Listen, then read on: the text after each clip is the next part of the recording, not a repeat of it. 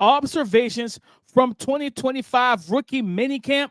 The Browns need Shedeur Sanders and Dillon Gabriel to be the two quarterbacks battling for that QB1 spot. We're going to talk about this and more coming up next.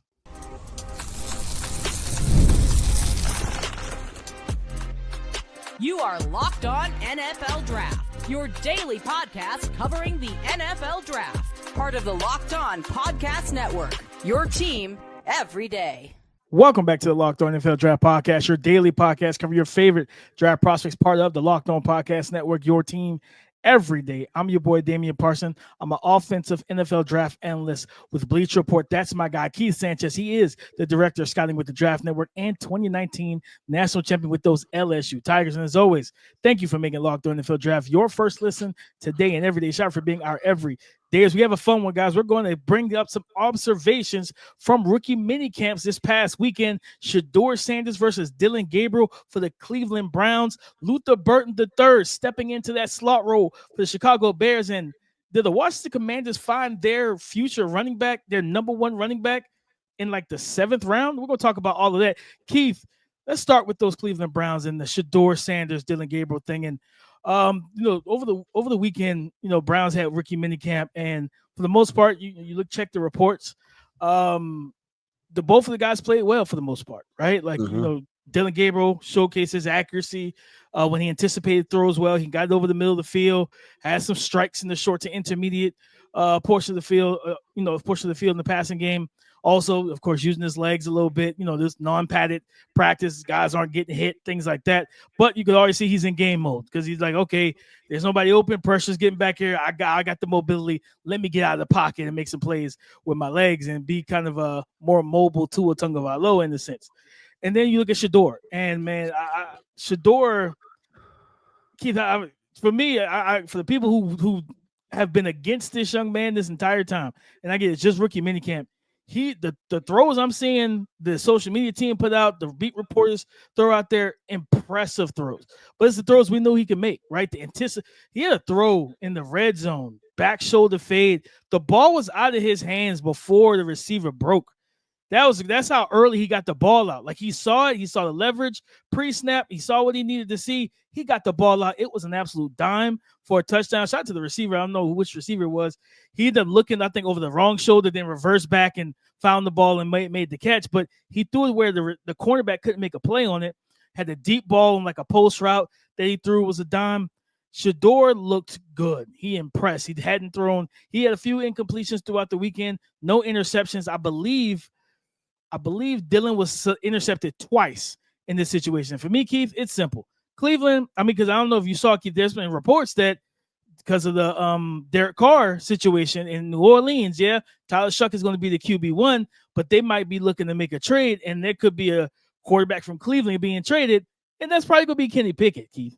So I think it's inching closer and closer to we may be getting prepared for training camp to be a QB battle between the young rookies. No disrespect to old man Flacco. I need to see what these young men have right away, all 2025. Yeah, so it's a whole lot, DP, to kind of unveil. And you just talk about Shedeur versus Dillon.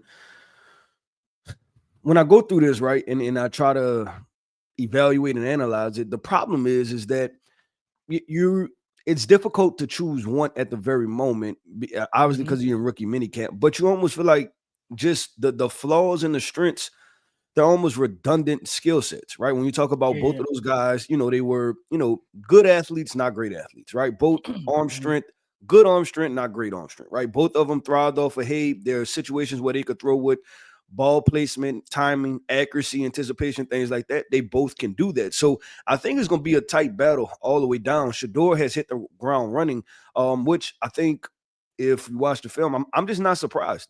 This guy came in focused, right? And there was a lot of overhyped things that were applied to Shedeur that I didn't think were actually true. And being at Colorado's pro day, I told you, I thought this was a guy that took football serious. I didn't think that he was a quote unquote, because people want to throw stuff out there like spoiled brat and entitled and things like that. No, I didn't get none of those things from when I was there. And then I have close relationships with the Colorado football staff. That was never the conversation. So I think about the Tom Brady conversation, DP, and people making a big deal about what he said as far as he wasn't involved in a quarterback selection. My issue is not with that. I think when I watched that clip, Tom Brady has something to say about why Shedeur Sanders wasn't taken. He knows the real reason, not just for the Raiders. I think the entire NFL was a situation, right? So obviously you have a guy that's extremely talented falling that far down. I think he's going to perform. I think he's going to play his butt off, but I expect Dillon too to play his butt off. And I wonder if one of the two young guys are going to be trade candidates too. Like once teams get in there, and then they're going to be like, okay, hold on. Because like if Shedeur won out, right? Shedeur wins out, with Dillon Gabriel won out, right? Because I mean, y'all the same exact age, y'all on basically the same kind of contract, right? Like would a team want another young quarterback to kind of put behind a veteran, or if they get the training camp and they like, hey, we don't like what we see, let's try to go trade potentially for Dillon too. We'll see. It's just a lot of things to unfold because the Cleveland Browns currently have 5 quarterbacks. Very weird, very weird situation that they backed themselves into in terms of the Cleveland Browns. And I think once I saw that report about Cleveland Browns QB might be on the move, it's Kenny Pickett. I was like, they didn't pick up his 5th-year option. You're the guy that's probably not going to get any playing time because they rather see the 2 young rookies, and they know what they have in Joe Flacco. Joe Flacco's been in this system before, so I wouldn't be surprised if Joe Flacco takes some training camp days off. The man's like 38 years old. He might take some days off. Let his body rest. Let his arm rest because he knows what Kevin Stefanski's offense requires. He's played in it. So he doesn't need the full training camp to master the system. He already knows it, right? You want the young guys to get those reps, and I think it was because it was the interception. No, it was the interception of Carson Swessinger where he picked him off in the middle of the field. He picked up Dillon Gabriel. Dillon Gabriel nearly threw a pick to Trey Dean, the safety from Florida. And the only thing that, it's a clip, but the only thing that worried me with that clip was how long the ball took to get there. I was like, this ball is taking 2.5 seconds to get there. I was like, I'm not surprised that the DB could make a break on the ball because the ball's taking a minute. I definitely think that, just from how these guys played, they both are level-headed. They're handling the media correctly. They're saying all the right things. They know that they're in competition with one another. It reminds me of when the Commanders selected, granted, a little bit different in this situation. They selected Robert Griffin III. Early, and then they selected Kirk Cousins in round 4. In this situation, these guys were just selected 2 rounds apart, where it was Dillon Gabriel 3rd round, Shedeur Sanders the 5th round. I definitely think that those are like I said, I think Flacco should be, if anything, I'm using Flacco as a mentor. He's a mentor to these 2 young guys, keep them level-headed throughout training camp and throughout preseason, and if they do any joint practices, things of that nature. Keith, I'm not moving off this. I need to see these 2 young guys and see them the entire season, because again, you look at the Super Bowl odds as we've done 2 way too early 2026 mocks. Who has 2 top 10 picks? The Cleveland Browns right now. Yep. So it's like you want to make sure there's no regrets. Like okay, we've seen the whole year Shedeur. You still end up with your pick is a top 5 pick. So it means you had a bad season, which I think you talked about it last week. If they have a bad season, Stefanski, the GM, Andrew Berry, everybody's getting out of there. Now we got a new regime coming in, new front office, new GM, new head coaching staff, head coach and his coaching staff.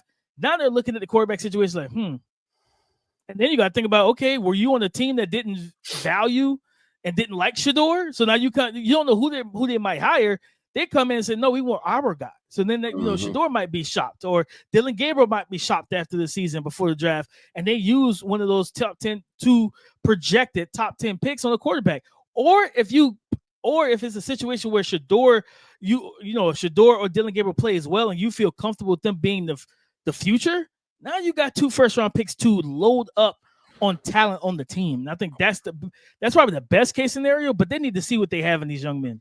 Yep, 100%. DP, you said something. You said new regime, right? And let's talk about this, man. The Chicago Bears, they have a new head coaching regime, right? With Ben Johnson, they have a new offensive line regime, right? Replacing, I think, 4 or 5 starters. And guess what? They have a new offensive weapon rookie, Luther Burton. We're going to talk about Luther Burton, the headlines he's been making in Chicago. Talk about that coming up next. The NBA playoffs are in full swing, and every night delivers highlight-worthy performances, major momentum shifts, and can't-miss moments. Whether it's a game-winning shot or a breakout player, there's never been a better time to get in on the action. And FanDuel makes it easy to stay in the game before tip-off and live. With player props, performance trends, and same-game parlays, fans have more ways than ever to play smart and win big. And when you look at what's going on in the Western Conference, SGA is the guy that you want to track the trends. He's coming off of a game where he scored 25 points, 6 assists, and 6 rebounds. The series with the Nuggets are tied up 2-2, and he's going back home. So you might want to put your bet on him. New to FanDuel, it's the perfect time to sign up. Head to FanDuel.com and place your first $5 bet. And if it wins, you'll get $200 back in bonus bets. Make every moment more with FanDuel, the official sports betting partner of the NBA. Luther Burton III, a guy that was projected probably around this time last year, Keith, about a year ago, projected to be a top 10 pick at the wide receiver position, and was in that conversation for wide receiver 1 with Tedroy McMillan out of Arizona. And then the season just didn't go as planned, but he was selected top of the second round by the Chicago Bears. And I believe there was a quote from Ben Johnson. He talked about how the slot role has been a focal point of the offense for the teams I've been on and coached on historically. And that bodes well for Luther Burton III, because that's where he's going to play. That's where he's playing in rookie minicamp. I believe one of the reporters said that he burned the DB on a deep slot fade. Like, I'm like, yeah, you turn the South Carolina game, like you saw that. The speed, the suddenness, the explosiveness, the athleticism that he's going to bring. And I just think that this is a situation where, like, and again, just running straight from the slot. They're working on his route running, and I think he's doing a lot of the things that. And I think I said this. He's going to be the new Amon St. Brown for Ben Johnson. I don't know if he gets the type of target share in terms of Amon is wide receiver 1 in Detroit, and he's been that. That's the guy that Jared Goff looked for immediately. So it's like everybody else, you get whatever scraps is left of the meal. But the meat and potatoes is going to Amon St. Brown. I don't think that's going to be the case for Luther, at least not out the gate. I think they're just still going to get Rome going. You have to get DJ Moore. And those guys, Rome plays the X. DJ can play the Z. DJ can also play in the slot. Then you got Colston, Loveland, and Cole Kmet. And in the run game that you have, it's going to be a lot of kind of pick your poison in a sense defensively on who you want to try and take away. And this is where the maturation of Caleb Williams comes in, of making sure, okay, if you want to take away DJ Moore because he's heating up, that's fine. I'm going to get the ball to Luther Burton. I'm going to get the ball to Roma Dunze. I'm going to get it to Colston Loveland because he's got that matchup against your linebacker. But I think Luther Burton III, and just from everything, I think he missed one day. They called it like a little bit of an injury scare. He came back Sunday. I think he missed Saturday. Came back Sunday, was right back to working on his routes, out there working out and everything. And he made a quote. I'm trying to remember the exact quote that he said. I think I had it in front of me. And he was just kind of talking about how just the teams that passed on him. And he has a chip on his shoulder. And he's like, they asked him about, not being a first round pick. And like the whole, like the chip on his shoulder, is it going to be a temporary thing? His quote was, no, that's staying with me forever. And he was selected at pick 39. He said, everybody who passed up on me has got to pay. And I'm like, you know what? I like seeing quotes like that. I love that type. I like that energy, Keith. Like, okay, like, all right, you take it personal, right? And now it's different. Like Tom Brady was drafted 6th round, he took it personal, right? Like Antonio Brown took it personal. Amon St. Brown, I think it's Amari who knows every receiver who was selected before him in that draft class, right? He wears that on his shoulder every time he goes out and plays. Luther, it was only a first round pick. Like, brother, you was only 7 picks out of being the first round pick. And he says, nah, this will stay with me forever. Like, I'm holding this grudge. I'm holding this like a bad grudge forever, man. I'm excited to see what he can do in this offense, Keith. And I think that mentality is going to bode well for him, as long as he challenges that energy the right way. Yeah. So I with the quote, right? And I wondered if this is how it goes, right? Because you were a 2nd round pick. The Bears selected you. But do that mean you're mad with the Bears too? Right? Like, are you mad with them? Like, I'm waiting for the player to say, like, hey, I'm even mad with the team that drafted me. They passed up on me a time or two. They passed up on me once or twice. Yeah, I'm ready for the players to double down and be like, you know what, I'm mad with everybody. And just double down on that. But now I look at Luther Burton and I say this, I think that how they're changing this wide receiver core was necessary. And I think he's going to be a key piece to it. Because I look back last year and you talk about having Rome and Keenan Allen. The only thing I didn't like, I just felt like, once again, we talked about this with Cleveland Browns. I felt like when it came to the route tree and their what they do, I thought that it was kind of redundant, right? Like just having Keenan Allen and Rome out there. I get it, both big body guys. But when you watch them run routes, having both of those guys run vertical routes just didn't make sense. Now you get Luther Burton, who's a little bit more shifty, right? Like he's kind of closer to the DJ Moore scale than, you know, like a Keenan Allen or Rome, but he adds versatility to this wide receiver room. And also, this is a guy we have to remember, he played in a backfield. Like there were times when he took reps at running back. So you could do a lot of versatile things with him, a lot of fun things with him. And Ben Johnson, the creative mind that we know him to be, I think he's going to take advantage of it. I think he looked at it and he wanted Luther Burton, right? And so they went and got Coast and Loveland in the first round. And then now you balance that out with a true movement piece in Luther Burton. I like it. And when, you know, my time at LSU, Joe Brady used to always say this, like, give me the guys that can move and play multiple different positions. I don't want one specific player or one specific body type. I want to, you know, give me a 6'1", 200-pound guy that can play the X, the Y, or the Z, right? Let them, you know, so that way defenses can't, they don't know what's coming, right? They can't pigeonhole me to say like, oh, okay, cool. If I have this wide receiver out here, he's probably running these routes. Nope. I want a wide receiver that can run all the routes and I could put him in different alignments so that way I could be as versatile as a play caller. No, 100%. I think, if you know my slogan, the more you can do, the better. Like, because it allows you to have that offensive play calling flexibility. Whereas, like, because, you know, going back to when D-Hop was in Arizona with Cliff Kingsbury, defenses knew every time the Cardinals broke the huddle, he was going to be on the left side of the formation at the X receiver spot. And it's like, okay, we could just rotate coverage over there. Like, we knew what to do because they didn't use pre-snap motion. They didn't move the receivers around. It's like, okay, I know where D-Hop is going to be every time. Then you play a guy like Justin Jefferson, and now you're seeing what Zach Taylor's doing with Jamar Chase over in Cincinnati. It's like, no, you're going to play the X, the Z, the slot. We're going to motion you. We could do everything. And now it's literally a situation of where's Waldo? How do you defend a guy that can line up everywhere and will line up everywhere, that they will use pre-snap motions? And that's when I was watching one of the clips of, it was like Luther Burton running a deep dig route, a deep in cut. And I was like, I think he's going to, that's a route that we might see be a frequent route for him with Caleb Williams. 100%. Yep. You know what I mean? I think that's going to be a route that you see frequently. Yeah, especially in Ben Johnson's offense, because, you know, just even if you go study the lines, like he did a lot of like levels concept, right? Like, hey, we're gonna make the linebacker make a decision to where he can't be right. Like if you come to the underneath route, we're gonna throw it over your head. If you stay too far back, we're gonna throw it underneath. That's like classic Ben Johnson's kind of concepts and things like that. Especially out of 11 personnel too, Keith. He run a lot of 11, and I love that about him because he'll run 11. But for those, you know, for the fans listening, 11 is 3 wide receivers, 1 tight end, 1 running back. And he does such a great job because he'll run right out of that junk. Like he'll run the ball out of 11, like power stuff.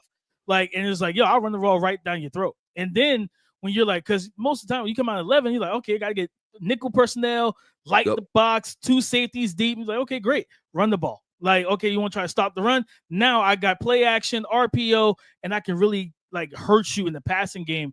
So I think Luther Burton, I think he's going to be in for a good year. Again, the pecking order, Ben Johnson got to figure out, him and Caleb, how do we make sure everybody eats accordingly? Like, you know what I mean? Because again, you just drafted 2 like super talented pass catching weapons in the first and second round, back-to-back picks. So it's like, yeah, you got to figure out, how do we get Colston Loveland going? And then when do we get Luther Burton going? While also making sure, I think, because even last year, it was a lot of, and I'm going to tell you what I think this is too, Keith. I think this is a changing of the guard in a sense. Not that DJ Moore isn't good, but last year his body language wasn't good. His body language was poor. There were times he was like, the way he looked and kind of reacted to a bad play from Caleb, and like a young rookie quarterback doesn't really need that type of energy. You know what I mean? After bad plays, it's like, I'm already kind of on myself about it. Like, I don't need the vet. I need you to kind of help prop me up a little bit, keep me going, keep me level headed, not let me get too low on myself. And like his body language just wasn't right. You know what I mean? And I think it's a situation where it's like, all right, if your attitude, because a lot of people were but a lot of people were upset with his attitude, DJ Moore's attitude last year. You look at the situation of this, if that doesn't change in 2025, regardless of what the contract looks like, you might be out of there this offseason. And now they have a young core of their big three being Roma Dunze, Luther Burton, and Colston Loveland. And all those three young guys coming in selfless, growing with the young quarterback. They're not set in their ways. There's an old phrase, just in a normal workforce. You can't teach an old dog new tricks. So it's like when you got a veteran guy and he's kind of set in his ways, sometimes it's not big. That might not be the best thing for a team that's trying to rebuild. Yep, 100% with DP. We've linked a running back to Washington, right, for quite a while. But the conversation is this: did they wait to the 7th round to find a future running back? We're gonna talk about that coming up next.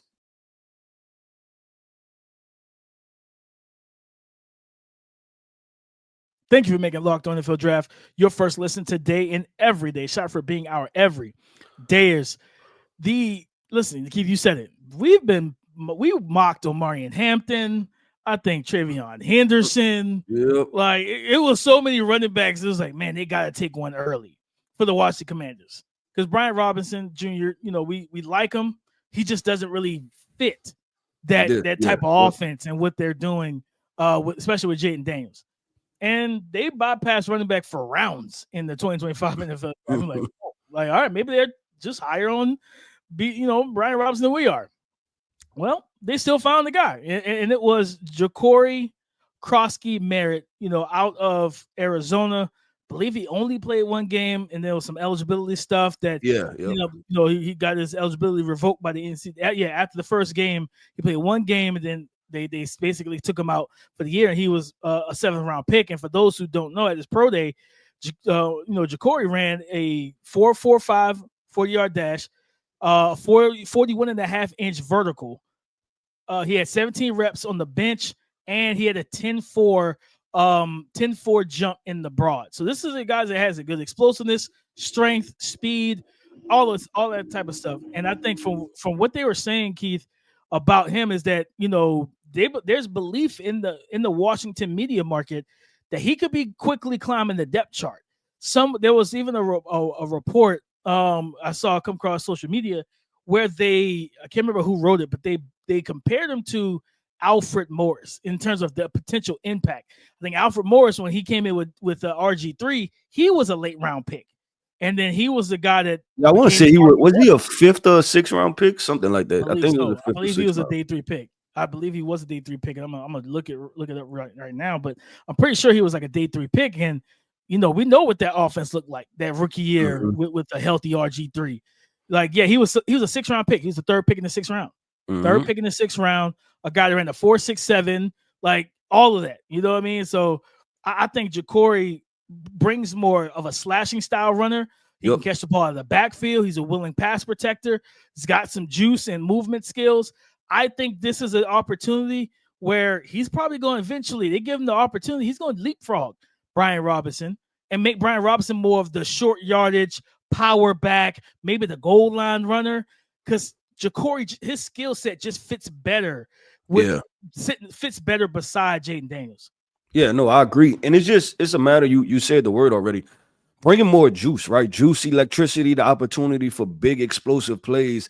And Jaden Daniels is going to garner his own attention, right, in the run game. And then now you want to be able to convert that to where if you have a linebacker that's he feels the hole the wrong way, right? Like he's guessing, he's not playing it right, or he doesn't fit the gaps the right way. You have a running back that can not only pick up 10 yards, but it can pick up 40, 50 yards, right? And really force linebackers and safeties and things like that to be disciplined. So I look at Croskey-Merritt, and I agree with you that he's going to bring the explosiveness to the offense, and he has a true opportunity. Austin Eckler is funny, DP, because I was watching over the weekend, they played the Eagles and Commanders kind of replay of what that was the NFC Championship game.